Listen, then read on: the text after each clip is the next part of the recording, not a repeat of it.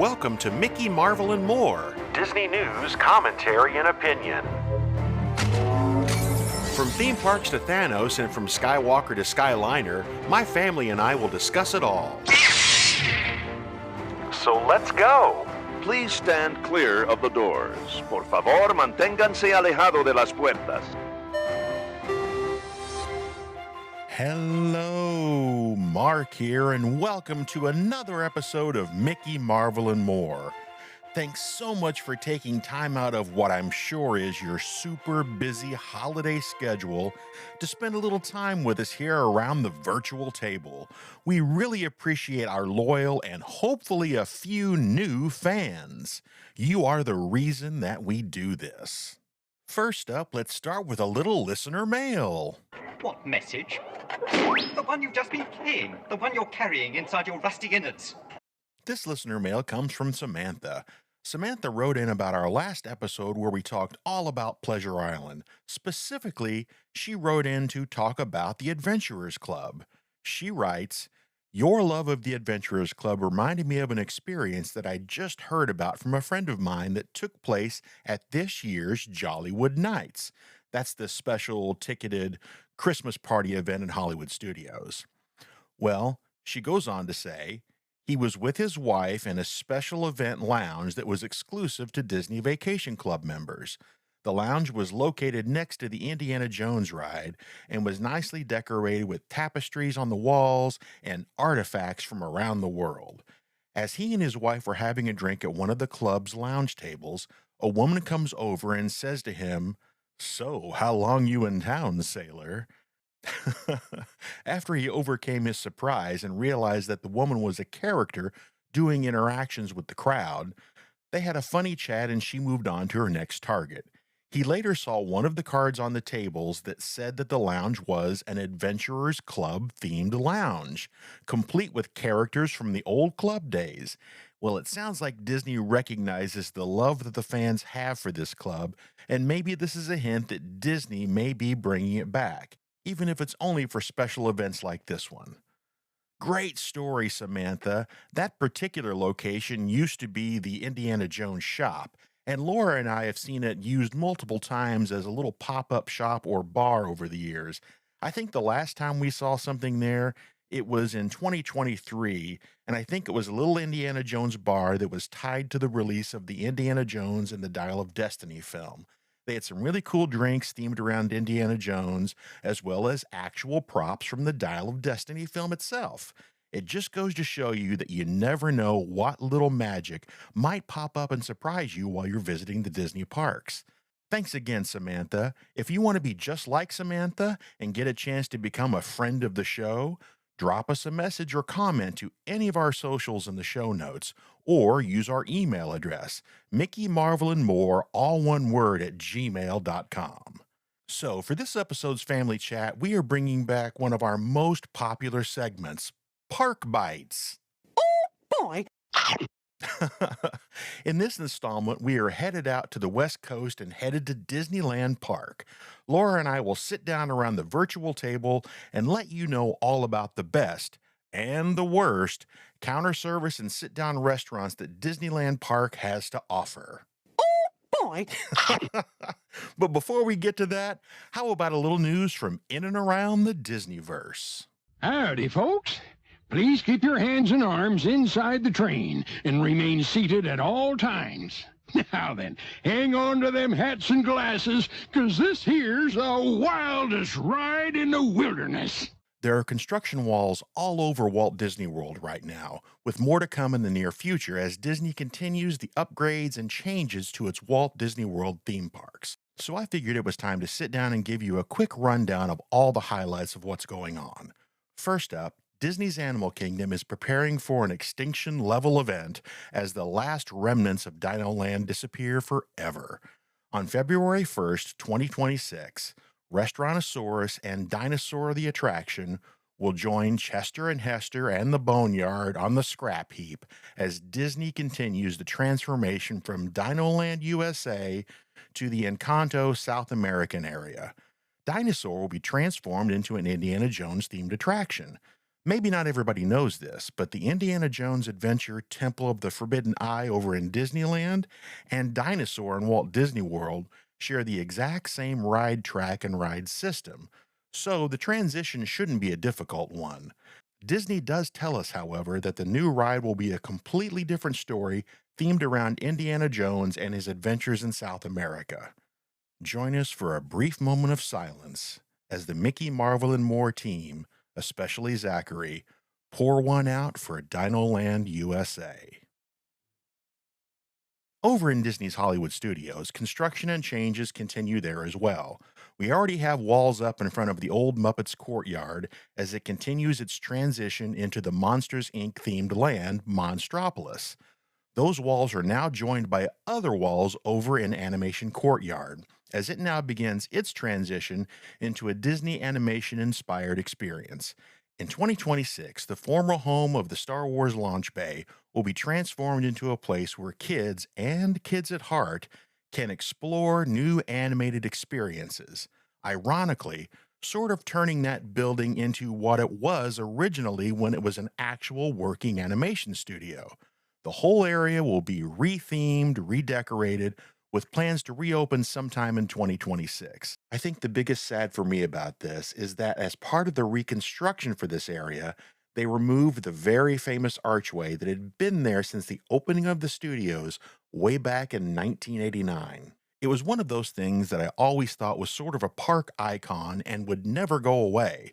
But, as we have learned recently, with the closing of the Rivers of America for its transition into Cars Land, there are no sacred cows in Disney theme parks.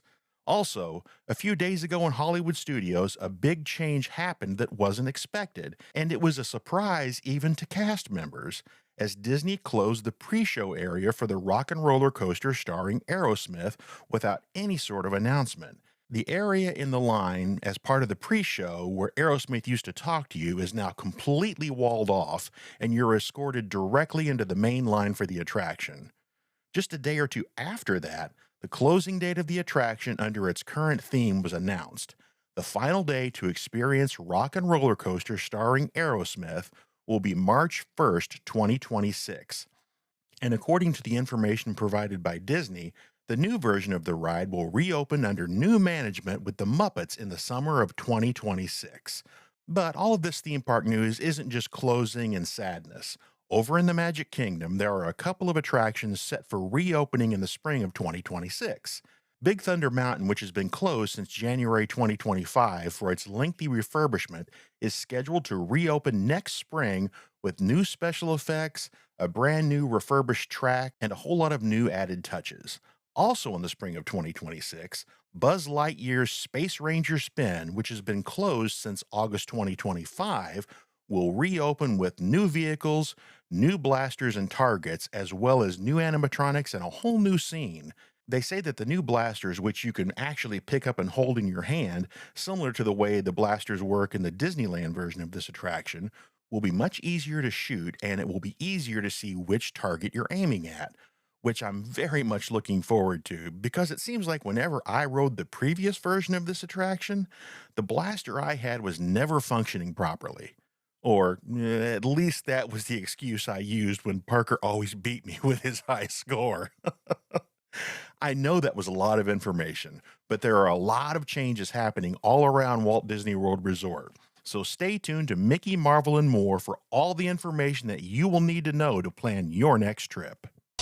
Now the magic of Disney comes to your computer and video game system with exciting products from Disney Interactive. Recently, we informed you that Disney is bringing the ability to create content using AI to the Disney Plus streaming app. Now we know exactly how they're going to do it. The Walt Disney Company and the company OpenAI have just reached a 3-year licensing agreement, which will allow users to generate videos with Disney-owned characters in Sora. This was something that Bob Iger recently alluded to during the fourth quarter earnings call. As part of that deal, Disney will make a $1 billion, that's right, you heard me right, Disney will make a $1 billion equity investment in OpenAI and receive warrants to purchase additional equity. Basically, The Sora app that I'm talking about is a generative AI video platform which allows users to make short form social videos. But now they will be able to draw on over 200 animated, masked off, and creature characters from Disney, Marvel, Pixar, and Star Wars, including costumes, props, and vehicles, and all kinds of environments. ChatGPT images will also draw on the same IPs. However, the agreement does not include any talent, likenesses, or voices. And it looks like that a selection of the fan-inspired short-form videos from Sora will be available to stream on Disney Plus for its users. Disney will also use OpenAI to build new products, tools, and experiences for Disney Plus, and deploy ChatGPT for all of its employees. I'm still not sure what I think about all of this. I understand that technologies change, and companies like Disney want to take advantage of all the new technologies that come along to further their brand. But this still seems like a strange move to me. I'm quite sure that this deal has to include safeguards around morality and how these characters can be used. They would have to, right? At this point, there doesn't seem to be a timeline when this new program will roll out. What do you guys think? Do you guys think that this is a smart move for Disney? Send us a message to any of our socials down in the show notes, or drop us an email at mickeymarvelandmore, all one word, at gmail.com, and let us know your thoughts. I'm really curious to hear what you guys have to say about this subject. We'll stay on top of it, and we'll let you know more information as soon as it becomes available. Sam, are you about ready? Yes, it's a glorious 3-hour finale. You got a minute and a half. Last up is yet another story that we've been following for you here on Mickey, Marvel, and More. Recently, we did a news story about how the Henson family had revealed that it was in the process of selling the historic Jim Henson Muppet Studio lot. The Jim Henson Company had been using that lot as its company's headquarters since the year 2000. And this particular studio lot isn't just any studio lot. It was the original lot that was established by Charlie Chaplin back in 1919. This is the studio where Charlie Chaplin filmed The Great Dictator, The Kid, Modern Times, and so many of his other classics. In the 1950s, Chaplin sold the studios and has gone through many different hands over the years before it ended up in the hands of the Henson Company. When the Henson Company officially reopened the lot after they purchased it in 2000, they unveiled a 12-foot statue of Kermit the Frog dressed as Charlie Chaplin's character, the Little Tramp. The statue was perched on a tower next to the studio's entrance. The Kermit statue immediately became an icon for the studio lot. After the Henson Company sold the studio, everybody wondered what the fate of the Kermit the Frog statue would be. Would it remain? Would it be destroyed? Well, that question has finally been answered. The Center for Puppetry Arts announced on an Instagram post that the 12-foot statue of Kermit the Frog dressed as the Little Tramp would be moved to the museum's home in Atlanta, Georgia. The Worlds of Puppetry Museum at the Center for Puppetry Arts celebrates the history of puppetry with shows, workshops, and all kinds of exhibits, including many Muppet displays. Recently, the museum opened up an exhibit entitled 70 Years of the Jim Henson Company. It's assumed that the Kermit the Frog statue will most likely become a centerpiece of this exhibit. The logistics and timing of the statue's move are still being figured out, but the good news is the statue of Kermit dressed as the Little Tramp has been saved. Tastes like chicken. Slimy yet satisfying. All right, welcome to the Family Chat and our latest installment of our most popular segment, Park Bites. Boy. This time we are going to go to the West Coast for the very first time, and we're going to chew on the best and the worst counter service and sit-down restaurants in all of Disneyland Park. And when food is involved, that can mean only one thing. We're going to bring in my wife, Laura, to help break it all down. Welcome. Hi, looking forward to chewing the fat with you for a little while. Oh, nice, nice. So we're going to start with our very first West Coast edition of Park Bites with Disneyland Park. And we're going to start off with the worst counter service restaurants. And I think when you hear our worst and then remember what our worst was in the Magic Kingdom in Florida, you're going to see some big similarities here.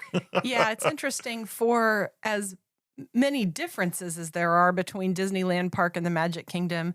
There are also a lot of similarities, I think, particularly in the menus at their restaurants. The names are different, the settings may be different, but everybody's got a pizza place. Right. Everybody's got a hamburger joint. Everybody's got a sauerkraut-filled hot dog stand. Okay, so worst counter service in Disneyland Park. First up, Galactic Grill in Tomorrowland. This is essentially in the middle of Tomorrowland. I believe it's the restaurant that has the stage that lifts out of the ground. That's right.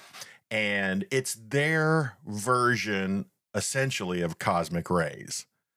Yes, and it's all outdoors, but in California, as we'll mention before, that's okay. Right. Because eating outside is a very pleasant experience in California. There's no humidity.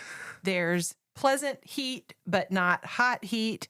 There's no bugs. So sitting outside and eating in California at an outdoor restaurant is perfectly pleasant. Yeah, a lot of these restaurants, indoors and outdoors sit-down places, have an outdoor component to them. Yeah. And they've got a lot of outdoor seating in Disneyland. But most of the time in Southern California, it's 70 degrees and sunny. Mm-hmm. So that's probably 75, 80% of the year.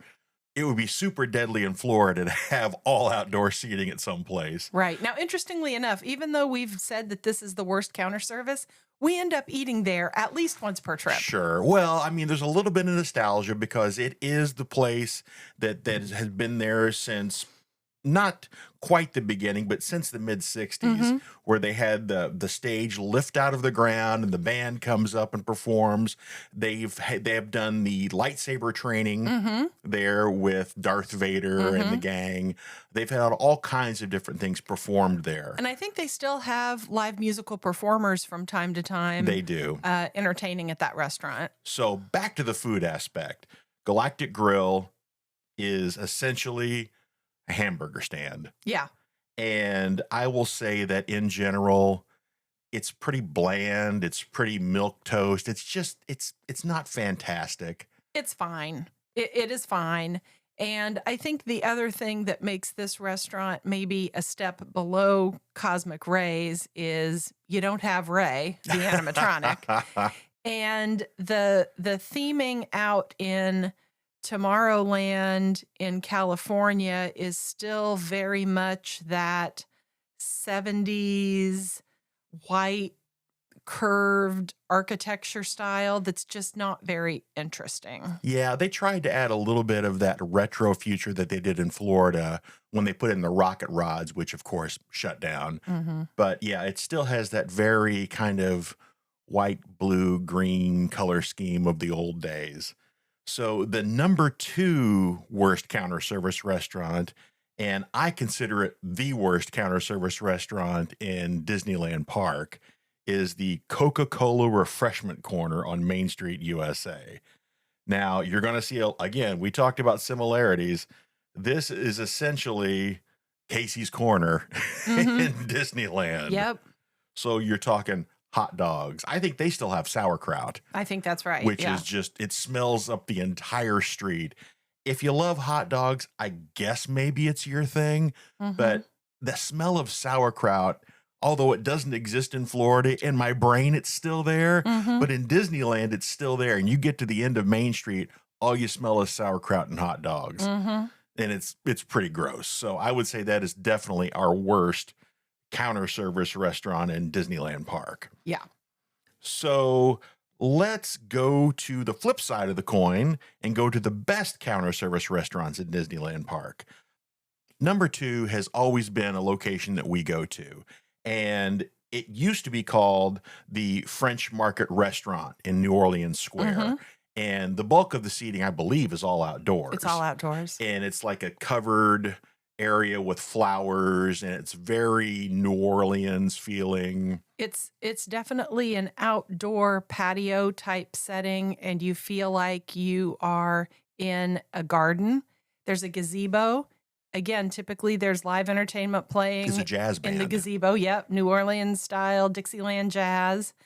It's across from Haunted Mansion, which in Disneyland Park is a Southern style mansion, you may recall. So it very much fits in the theming. You're also next to the train station that stops in that area of the park. So there's a lot to see sitting outside and also in your surroundings with flowers. Sure. Well, and you're also near the river with the riverboat going around. That's a little further, but yes, you're right. You can see the riverboat coming by, which also adds a nice ambiance to your New Orleans style experience. So not only is the food pretty good, the view is great as well. So the restaurant is now rethemed to Tiana's to match the Splash Mountain makeover to Tiana's Bayou. But they call it Tiana's Palace, and it's her sort of restaurant from the movie. The menu really hasn't changed a whole lot. Not really. It's still a New Orleans style menu. You've got gumbo, you've got muffaletta sandwich, you've got po' boys, you've got jambalaya, shrimp and grits, which I think is very similar to the menu that they've traditionally had in that restaurant. Yeah, I went back and looked, and it's pretty much the same menu except for some name changes to reflect its Tiana relationship now. One other thing that I want to mention is this restaurant, similar to other counter service restaurants in Disneyland Park, is what they call a buffeteria. Right. So right. They have a lot of those in Disneyland Park. It is. So you are eating off of real silverware, real china. You are typically going through a serving line or food stations and ordering what you want. And they usually have it ready made, and then they'll put it on they'll china plate it for you. Right. And then you go and take your seat. So even though it's counter service, I feel like it's a little bit elevated counter service. Yeah, there's a lot of that in Disneyland where they don't have as many sit-down restaurants, but a lot of their quote-unquote counter service, or like you said, they're the buffeteria style, and they use real silverware, real plates and cups. So it does sort of have an upscale sit-down feel, even though it is technically quick service. Yes. All right, so our very absolute favorite place to eat in Disneyland Park is such a simple place, but the food there is so good. It's over in Adventureland, and it's Bengal Barbecue. If you remember anything from this conversation that we're having in this family chat, remember those two words, Bengal Barbecue. When you go to Disneyland, you have to eat there. It is an amazing place where they have kebabs and, well, it's mainly kebabs. It's kebabs. It's all kebabs. But it's so good, and the sauce is good, and the chicken is good, and they've got rice, and it's just such a good place to eat. Now, I will say the seating there is kind of lax. They don't have much in the way of seating. I think it's meant to be a grab and go type of situation. But it is a very good grab and go. It's very good. The skewers are delicious. Aside from the usuals, chicken and beef, they have several different kinds of veggie skewers, including one that is bacon wrapped asparagus. Mm-hmm. Again, all of it so good. So yeah, the Bengal Barbecue cannot be more highly recommended by the Mickey, Marvel, and More team. So before we go any further, we have some honorable mentions in the counter service category for our Disneyland Park Bites. The reason one of these is here is I really wanted to have a difference between Disneyland and Walt Disney World. And in some cases, there are exact same restaurants in both locations. And even though both of them are good, I wanted to give a little flavor to this and make it something you can only get at Disneyland. And so the honorable mention that's exactly the same as Docking Bay 7 in Galaxy's Edge.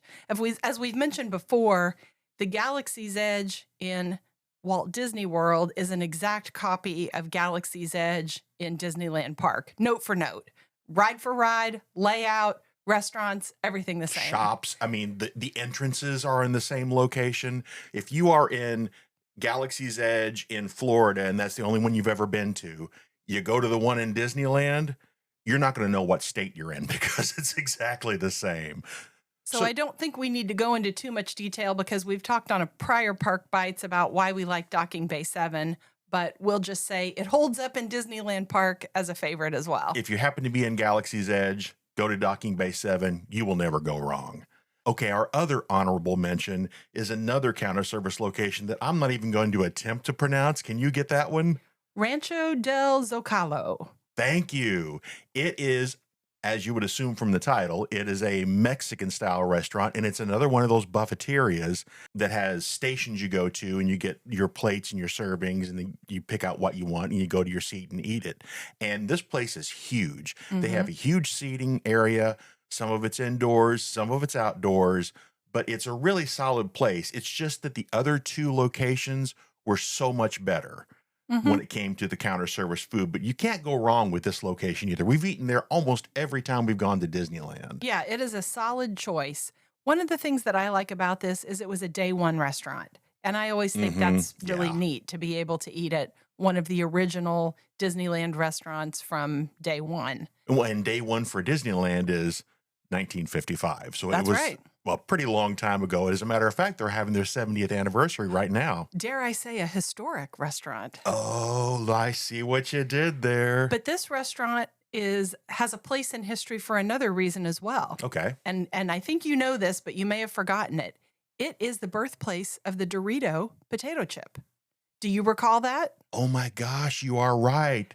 Yes. Thank you, Disneyland. You brought us Doritos. That's right. Back in the late 50s, early 60s, the salesman for the tortilla company that supplied this restaurant was noticing all of the tortillas that the staff were throwing away at the end of the night when they would go stale.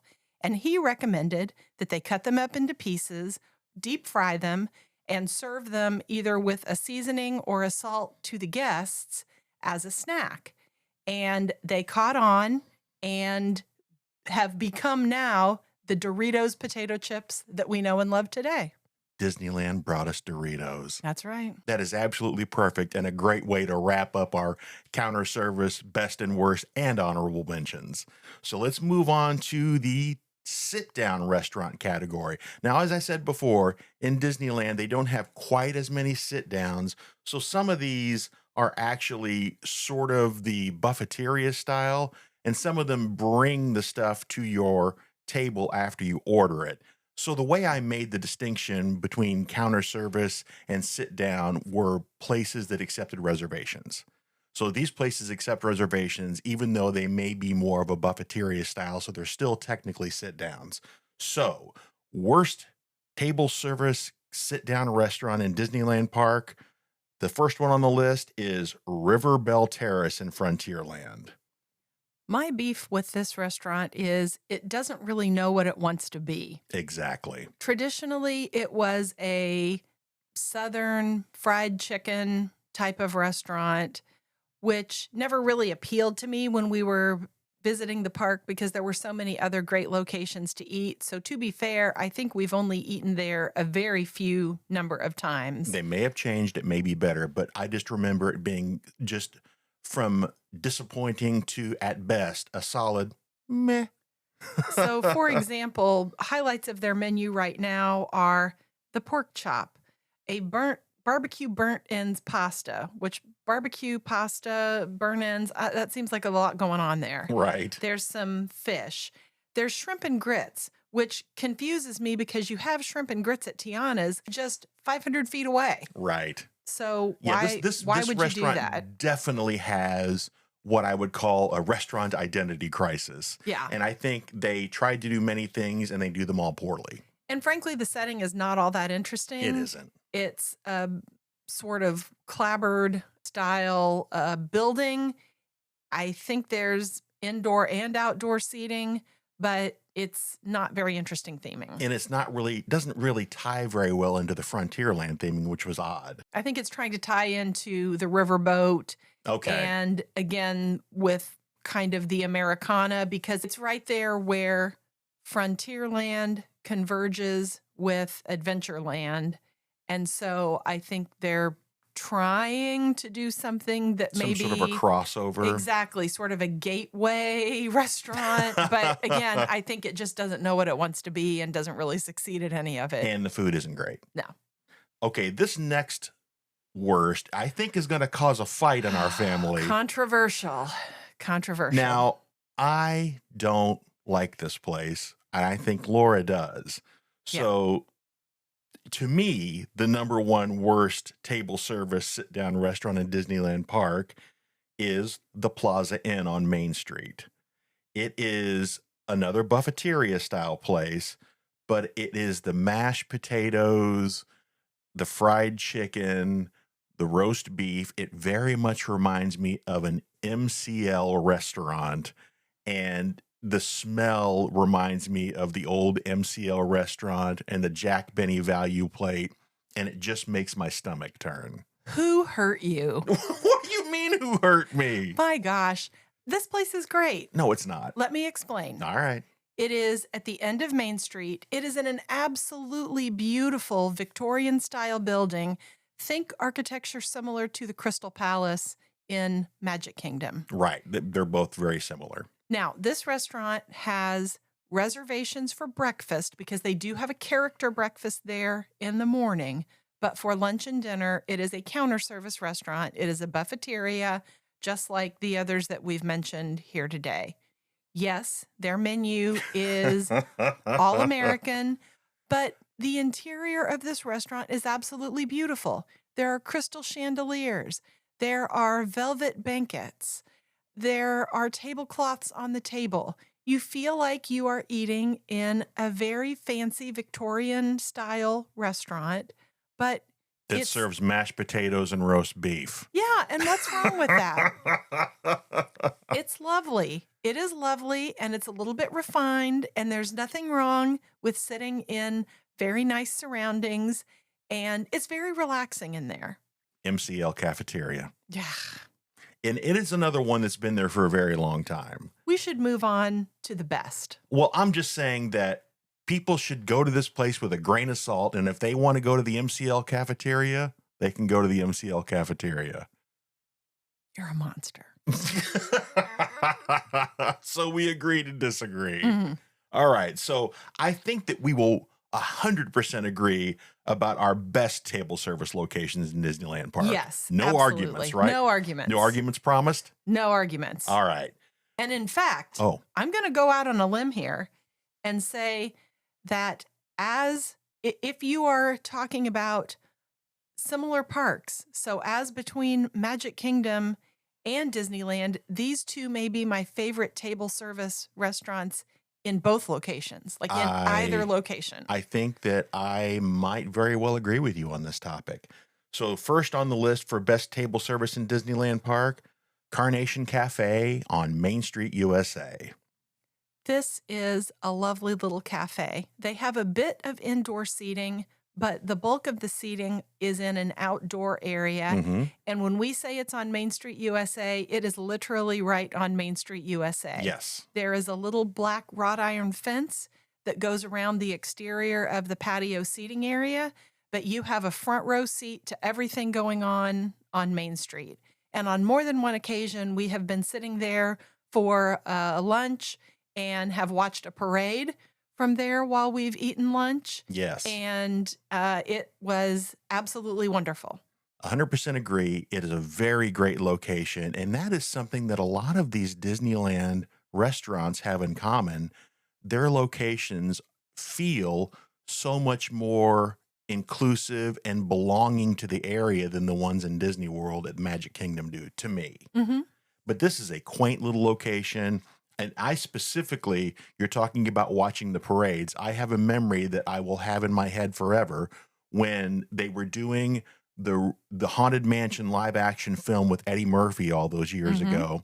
They had a parade, and the parade featured Mr. Terrence Stamp, who was the bad guy in the Haunted Mansion movie. But I remember him as Zod from Superman 1 and 2 back in the 70s and 80s. Yep. So I have a very vivid memory of sitting at the Carnation Cafe, enjoying a great little sandwich and waving at Terrence Stamp as he rides by on his fire truck. The menu at Carnation Cafe is what I would consider traditional cafe food. You have burgers, you have sandwiches, you have soups and salads, but it's very good. And I think it's a well done version of that sort of cafe. I do too. I think it's great. And I think the location is 50% of why you would eat there. Right.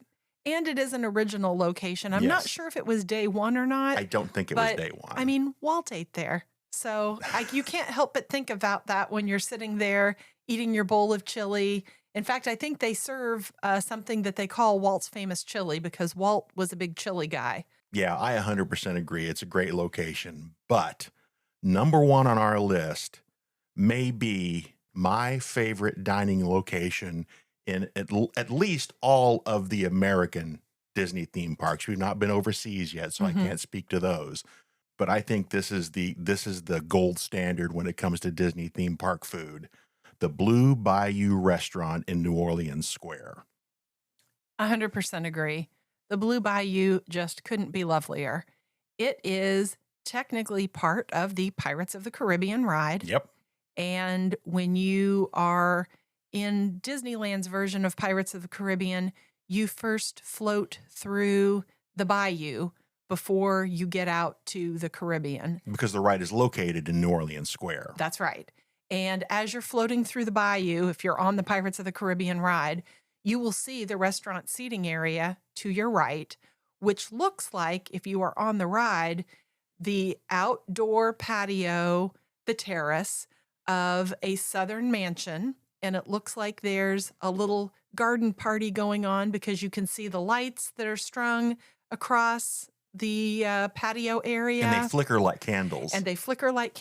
And you can see the lightning bugs sort of flickering on and off. And there's beautiful trees like you would see in the bayou. So it's very thematic. Your experience when you are sitting in the Blue Bayou is to see all of these boats going by as you are eating your lunch or sipping on your mint julep.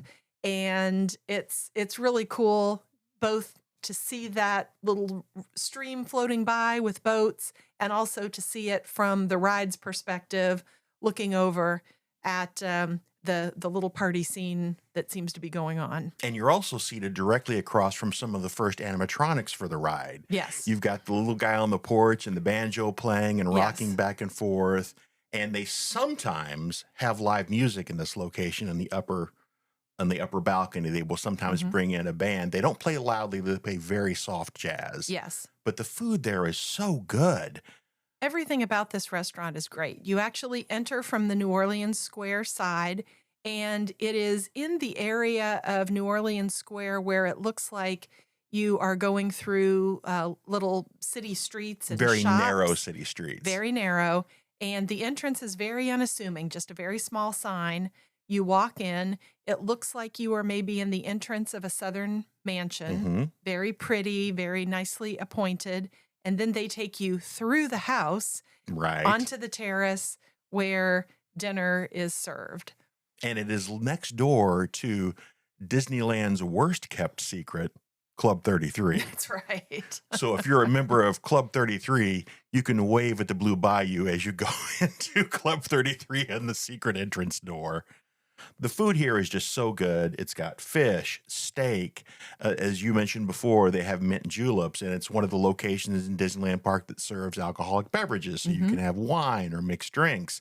It is just such a good experience. I think the last time we were there for your birthday, and that is one of your favorite birthday memories. Best birthday dinner ever.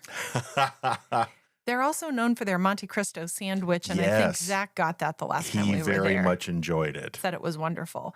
And I think you can get that Monte Cristo sandwich at a walk-up counter service location located basically across the street at Cafe Orleans. I think they have a window where you can walk up and just get the Monte Cristo sandwich if you wanted to get it to go. Yeah, I think they share the same kitchen, so it's the exact same sandwich if you can't get a reservation for the Blue Bayou.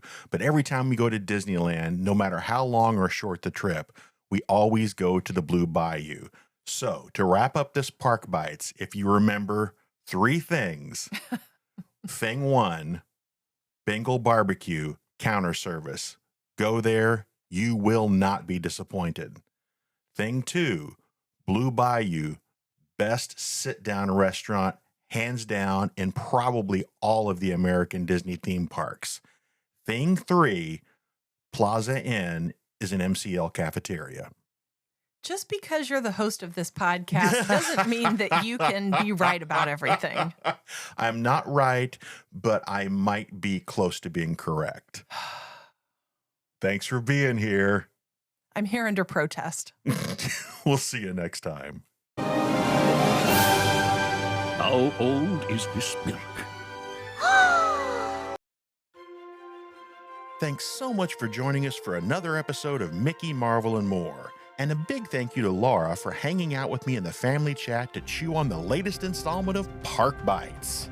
Oh, boy. We plan on taking a trip out west this summer to visit the Disneyland Resort before they wrap up their 70th anniversary celebration. Obviously, we'll bring you a trip report, hopefully a boots on the ground style trip report, but while we're there, we'll take a fresh tour of all the eateries and snack our way around Disney's California adventure so we can bring you a Park Bites episode featuring DCA. Because as you know, snacking and eating your way around a Disney theme park is half the fun. Oh, boy. Be sure to check out the show notes for links to all the stories we talked about today, as well as links to the menus of all of the quick service and sit-down dining restaurants that we talked about during the Park Bites about Disneyland Park. While you're there in the show notes, feel free to click on links to any of our social pages and leave us a comment about this episode. Maybe you disagree with some of our choices in the Disneyland Park Bites conversation. Maybe you have an idea for a future family chat, or maybe you just want to tell us how much you love Mickey, Marvel, and More. If you don't want to use any of our social pages, just click on the link in the show notes for our email, Mickey, Marvel, and More, all one word, @gmail.com. And if we read your comment on the show, you will become an official friend of the show, just like this episode's new friend, Samantha. And we don't have to tell you about all the perks and benefits you'll get when you become an official friend of the show. Well, we can't because, well, really, there aren't any. But you will always have our love and admiration. As always, if you enjoyed this episode, my name is Mark, and you've been listening to Mickey, Marvel, and More. If you didn't, my name is Eddie, and welcome to the podcast you're about to hear. Welcome. Hi. How are you doing? Today we're going to talk about something? This weather. Am I right? We'll see you next time.